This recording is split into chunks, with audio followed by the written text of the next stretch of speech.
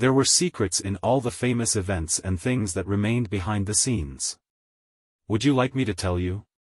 Let's start with the basics. The atmosphere outside the Capitol was electric, a mixture of exhilaration and uncertainty. Donald Trump swearing in as the 47th President of the United States was an event that had stirred both hope and division across the country. Thousands of supporters filled the National Mall, waving flags and cheering as cameras panned over familiar faces. The Trump family stood together, projecting unity and strength amidst a contentious political landscape. The spotlight, however, was fixed on Donald Trump himself as he delivered his second inaugural address. His voice boomed across the crowd, filled with confidence and bold declarations for the future. It was exactly the kind of speech his supporters had come to expect, unapologetic and resolute. But beneath the applause, an undercurrent of tension ran through the air. The nation he spoke to was one still divided, where unity seemed more like an ideal than a reality. As Trump concluded his address and stepped back from the podium, the crowd erupted into thunderous applause. The camera zoomed in on his family. Melania Trump, poised and regal, stood beside her youngest son, Barron. At 18 years old, Barron had grown into a striking young man, towering at nearly 7 feet tall. He had remained characteristically reserved throughout the ceremony, his expression composed, his presence unassuming. And then something unexpected happened. As the applause waned, Barron Trump took a small step forward. At first, it was so subtle that few noticed, but as he adjusted his tie and took a deep breath, the murmurs in the crowd grew louder. People exchanged puzzled looks, uncertain of what was about to unfold. Even his family seemed momentarily taken aback. Donald Trump glanced at his son, a mix of surprise and curiosity flickering across his face. Barron approached the podium. The microphones caught the faint sound of his breath as he leaned in. The murmurs faded into a hushed silence. The youngest Trump, who had spent most of his life in the shadow of his father's larger-than-life persona, was about to address the nation for the first time. The atmosphere shifted. This was no longer just a political ceremony, it was something different, something unexpected. Barron's expression was calm but focused, his presence radiating an air of quiet determination. He scanned the crowd, his eyes steady, as if searching for something, or someone.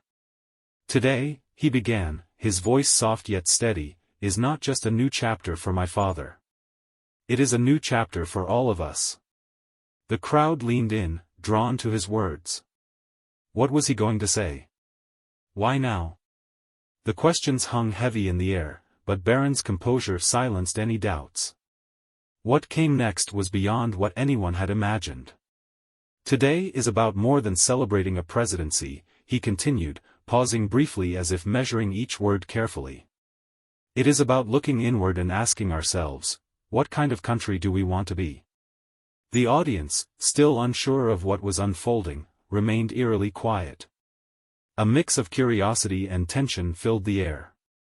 Unlike his father's bold, declarative style, Barron's tone was different, raw, reflective, deeply personal. I have spent much of my life watching from the sidelines, he admitted, his gaze sweeping over the crowd.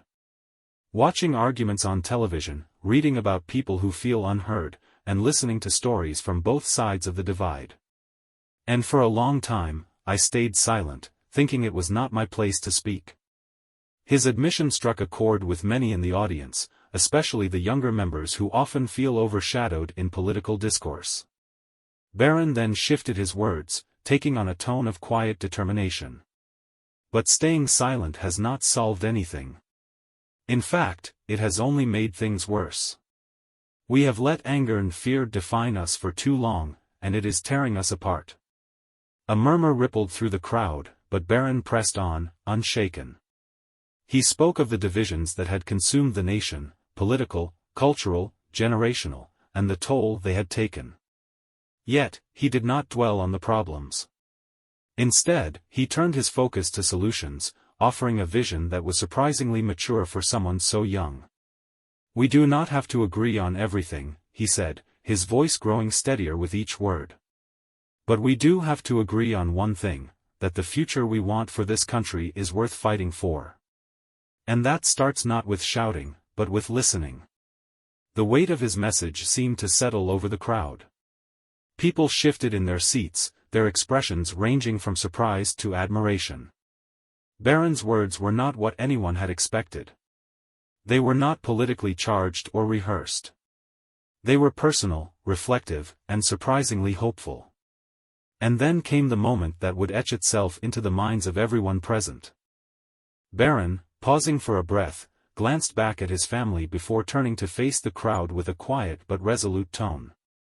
"We are all responsible for the state of this nation, and we all have the power to make it better, not by waiting for someone else to fix it, but by starting with ourselves."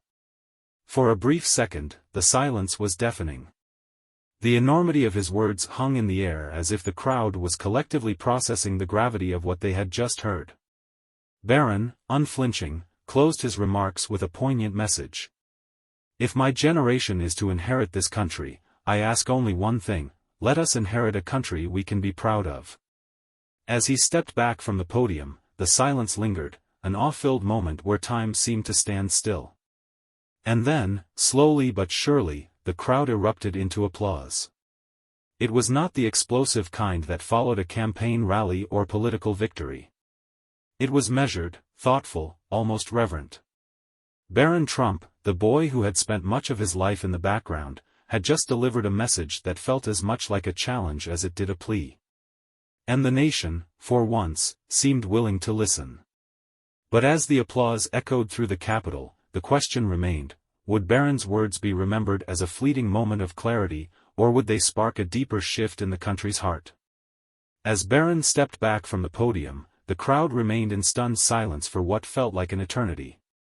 Then, applause began to ripple through the audience, growing steadily until the room was filled with a mix of clapping, cheering, and even a few emotional gasps.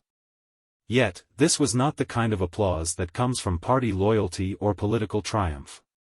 It was something different. It was the sound of a crowd grappling with an unexpected moment of honesty and vulnerability. Outside the Capitol, the speech took on a life of its own. By the time the inauguration ceremony concluded, social media was ablaze. Clips of Barron's speech flooded every major platform, with hashtags like #BarronTrumpSpeech and #VoiceOfUnity trending globally. TikTok users dissected his every word, while Twitter debates erupted between those who praised his maturity and those who questioned his motivations. On Instagram, a video of Barron speaking had already amassed millions of views, with comments ranging from admiration to skepticism. Major news outlets quickly picked up the story, with analysts discussing the speech's impact on the political landscape. Some saw it as a pivotal moment, a sign that the younger generation was ready to take an active role in shaping the country's future. Others remained skeptical, questioning whether his words would translate into tangible change. Meanwhile, supporters and critics alike engaged in heated debates, dissecting the nuances of his message and what it meant for the future of American politics. As the days passed, Barron's words continued to resonate beyond Washington, D.C. College campuses, community groups, and political circles all found themselves engaged in discussions inspired by his message. Whether seen as a call to action or a fleeting moment of inspiration, one thing was clear: Barron Trump had found his voice, and the nation had listened. Cable news channels immediately seized on the moment, airing Barron's speech in full and dedicating hours of programming to analyzing its impact. Conservative commentators praised his ability to rise above partisan divides, hailing him as a voice of reason in an era of political turmoil. Liberal platforms, however, had a more mixed response. Some acknowledged the sincerity in his words, while others accused him of attempting to rehabilitate the Trump family's image. Still, even the harshest critics could not deny that his message was resonating. In the days that followed, high-profile figures across various industries weighed in. Oprah Winfrey tweeted, "Sometimes the most unexpected voices speak the loudest." Today, Barron Trump reminded us of the power of hope. On the other hand, late-night comedians took a more cynical approach, joking about whether his speech was ghostwritten or carefully orchestrated for political gain. Despite the mixed reactions, one thing was undeniable: people were talking. Perhaps the most surprising responses came from young people, many of whom felt personally addressed by Barron's words. High school students posted videos reflecting on his message, with some sharing how it had inspired them to get involved in their communities. On college campuses, discussions about leadership and the responsibility of the next generation surged, with Barron's speech often cited as a catalyst. At the same time, the speech became a lightning rod for discussions about privilege and authenticity. Critics pointed to Barron's upbringing in immense wealth, questioning whether his call for unity could feel genuine to those struggling in marginalized communities. One viral tweet read, "It's easy to talk about common ground when you've never had to fight for your own." Yet, for every critical post, there were dozens more defending him, arguing that his youth and sincerity made his words worth considering. Even within the Trump family, reactions were notable. Sources close to them reported that Barron's decision to speak had been entirely his own, a move that surprised even his siblings. Ivanka Trump, often seen as the family's most diplomatic voice, reportedly told a confidant, "I've never been prouder of him." Meanwhile, Donald Trump, known for always dominating the spotlight, remained uncharacteristically quiet about his son's speech, leaving many to speculate about his thoughts. As the media frenzy continued, one thing became clear: Barron Trump had stepped out of the shadows and into the national conversation in a way no one had anticipated. Whether seen as profound or performative, his words forced people to pause and reflect on unity, responsibility, and the possibility that, even in deeply divisive times, a moment of sincerity could still resonate. Yet, as the nation debated his speech, a bigger question emerged. Was this a fleeting moment of unity, or the beginning of something more enduring? As the public dissected Barron's speech, speculation about his motivations grew. For someone who had spent most of his life deliberately avoiding the spotlight, this was an extraordinary decision. Those who knew him closely began sharing insights into the young man behind the public persona. Teachers from his time at St. Andrew's Episcopal School in Maryland described him as a thoughtful student who preferred listening to speaking, often absorbing discussions without immediately voicing his thoughts. He wasn't the loudest voice in the room, one former teacher recalled, but when he did speak, it was always meaningful. Classmates echoed similar sentiments. While his towering height and recognizable last name made him impossible to overlook, Barron carried himself with surprising humility. One childhood friend shared, he never used his family's name to his advantage. If anything, he tried to downplay it. He wanted to be judged on who he was, not where he came from. Barron's mindset seemed to have been shaped by the duality of his existence. On one hand, he was the youngest son of one of the most polarizing figures in modern history. On the other, he was just a teenager trying to figure out his own identity. Friends from his time at New York University's STUNS School of Business spoke about his curiosity and drive to understand the world around him. He was always reading, always asking questions, one peer revealed. He didn't shy away from tough topics. He wanted to understand why people thought the way they did, even when their opinions clashed with his own. Behind closed doors, Barron had reportedly been contemplating this moment for months. According to a family friend, he had been deeply affected by the divisions he saw in the country and the criticism his family received. He knew people had preconceived notions about him just because of his last name, the source said. He wanted to show the world who he really was. The decision to speak at his father's inauguration was not made lightly. Barron had spent weeks crafting his remarks, poring over drafts, and seeking feedback from a small circle of confidants. He wanted every word to reflect his own thoughts and values, free from the influence of political strategists or family members. This was his moment, a close friend shared. He wasn't trying to represent his father or the administration. He was speaking as himself. Even his demeanor during the speech, calm, composed, but deeply earnest, spoke volumes about his internal process.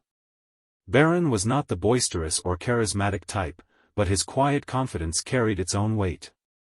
Body language experts who later analyzed his speech noted his deliberate pauses and measured gestures, suggesting someone who was keenly aware of the impact of his words. Yet, for all his preparation, Barron also understood the risks. He knew his speech would be scrutinized, his motives questioned, and that he might even face backlash. But he chose to speak anyway, driven by a belief that even the smallest spark of hope was worth igniting. "If I can make one person feel heard," he had reportedly told a friend, "then it's worth it." Barron's mindset reflected a rare blend of introspection and courage. He was not trying to prove himself or make a grand statement. He simply wanted to be honest, to bridge a gap he felt had grown too wide. And in doing so, he managed to capture the attention of a nation that, for once, seemed willing to pause and listen. But as Barron's motivations became clearer, a bigger question loomed: could his message survive the harsh realities of public discourse, or would it be drowned out by the noise of cynicism and division? The impact of Barron's speech was immediate and far-reaching, spreading well beyond the confines of the Capitol steps. In the days following the inauguration, it became the centerpiece of national conversations. Political analysts, social commentators, and everyday citizens all found themselves grappling with the weight of his words.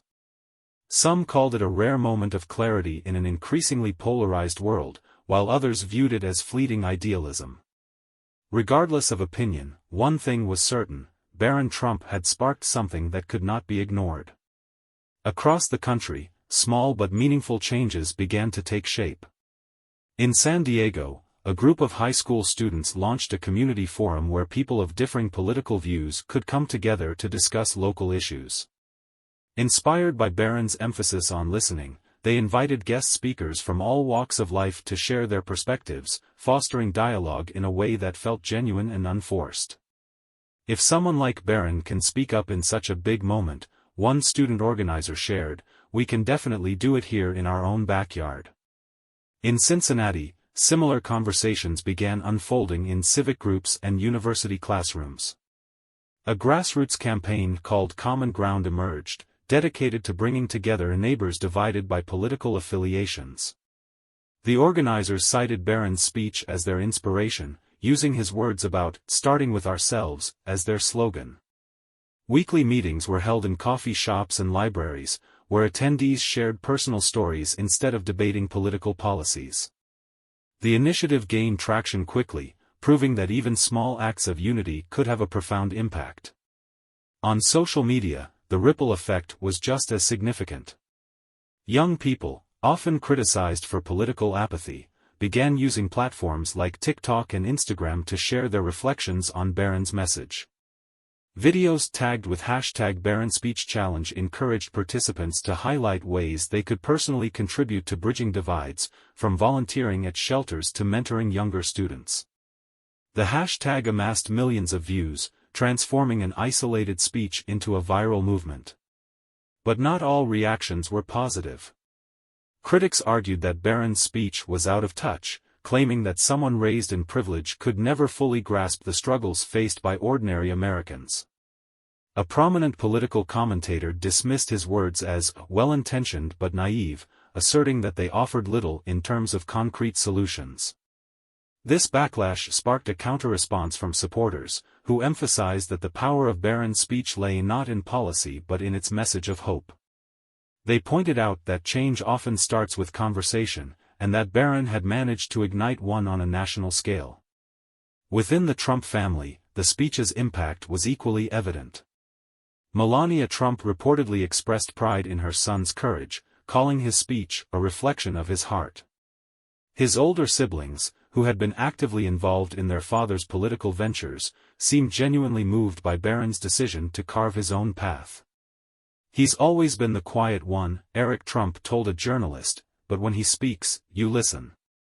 Even Donald Trump, known for always commanding the spotlight, appeared to momentarily step aside to let his youngest son shine. While he refrained from publicly commenting on the speech, sources close to the family revealed that the former president had privately praised Barron's poise and sincerity. He knew it was Barron's moment, one insider shared, and he respected that. As the weeks passed, Barron's speech continued to ripple through various sectors of society. Universities included excerpts of his remarks in leadership seminars. Churches and synagogues referenced his call for unity in sermons. Even corporations began incorporating his message into team-building exercises, emphasizing the importance of empathy and understanding in the workplace. These ripples, while small in scale, carried an undeniable energy. They served as a reminder that change doesn't always come from sweeping reforms or dramatic gestures. Sometimes, it begins with a single voice, a voice willing to stand up and say, "We can do better." But as the ripples spread, a lingering question remained: could this momentum lead to lasting change, or would it fade into memory like so many moments before? As the echoes of Barron Trump's speech began to settle, the deeper meaning behind his words became clearer. At its core, his message was not about politics, power, or family legacy. It was about the simple yet profound act of connection. It was about choosing understanding over division, compassion over indifference, and courage over complacency. Barron's speech challenged everyone, regardless of their background or beliefs, to reflect on their own role in shaping the nation's future. His call to start with ourselves resonated because it placed the responsibility for change not on some distant leader or government policy, but on each individual.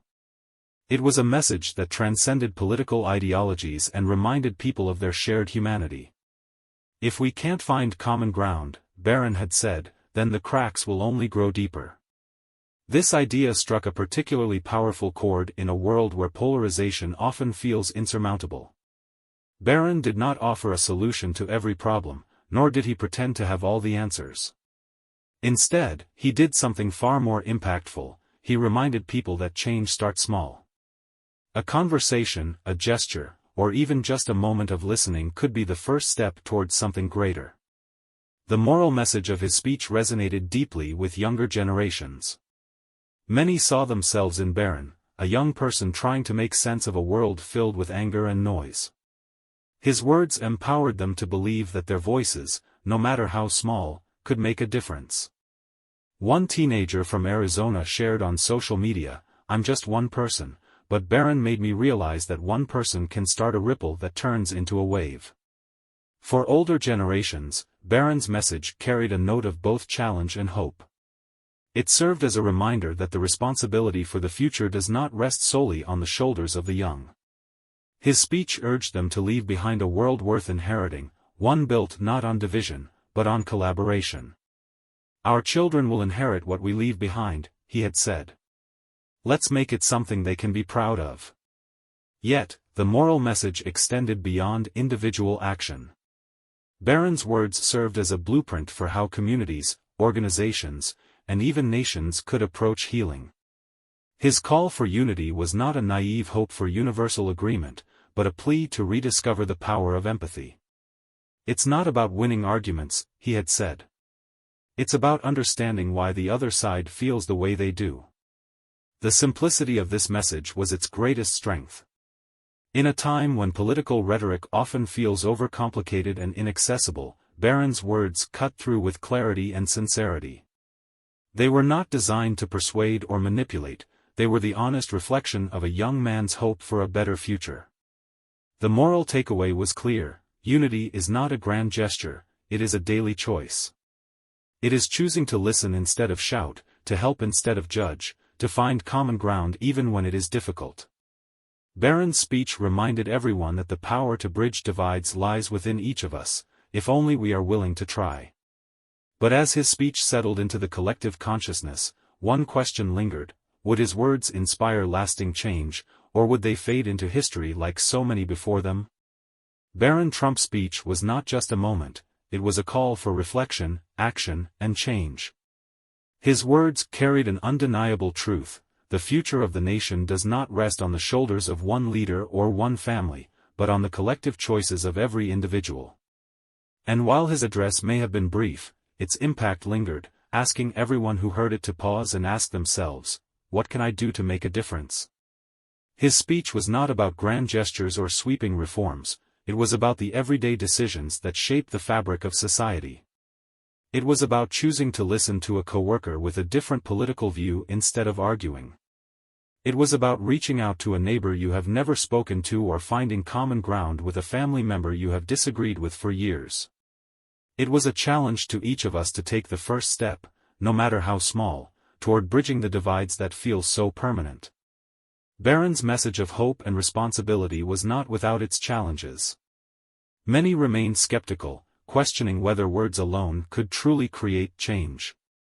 But as the ripples of his speech spread, from grassroots movements to personal conversations in living rooms, it became clear that words, when spoken from the heart, have the power to inspire action. For those who felt moved by his message, the next steps were clear. They began engaging in their communities, reaching across divides, and making small but meaningful changes in their daily lives.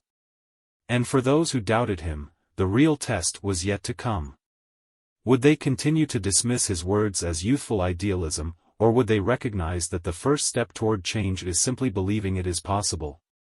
The message remained clear: change does not require belief in one person's vision, it requires belief in the possibility of something better. Barron's speech also left an indelible mark on his own family's legacy. While the Trump name has always been polarizing, this moment offered something unexpected, a glimpse of sincerity and vulnerability from a young man determined to carve his own path. It showed that even in the most unlikely circumstances, the power of words could unite rather than divide.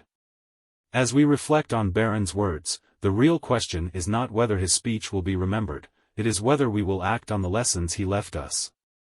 The true legacy of his moment at the podium does not rest on him alone. It depends on us, on how we, as individuals and as a nation, choose to respond. Will we allow his words to fade into history, or will we carry their message forward, using it as a guide to build a future based on understanding and respect? The choice is ours. We each have the ability to take small steps toward healing the divisions that threaten to tear us apart. And as Barron reminded us, it is in those small steps that real change begins. So what will your step be? Let us know how you are inspired to make a difference. And if you believe in the power of hope and unity, share this message with others. Because this story is not just about Barron Trump, it is about all of us and the future we choose to create.